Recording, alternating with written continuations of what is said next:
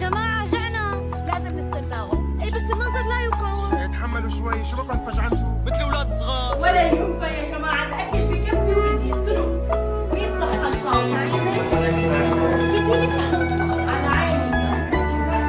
وانا كمان. انتوا شو هالكم؟ انا شفتكم سيخ بالجاط وسيخ بالمعدن. احنا كنا عم ناكل من تعبنا، ما كنا عم نلعب يا ست فارة.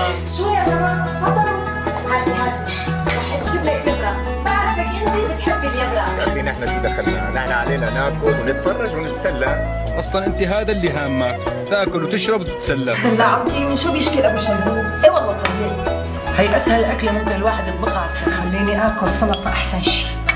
اسكبي لبن بخيار مع السلطه جميل. لبن بخيار مع السلطه كريم. اللي بيسمعك بفكرك انت المسؤوله عن خضره البيت. لا انت كريم. اعترفوا على اني نجيب خضره كويسه للبيت. طبعا.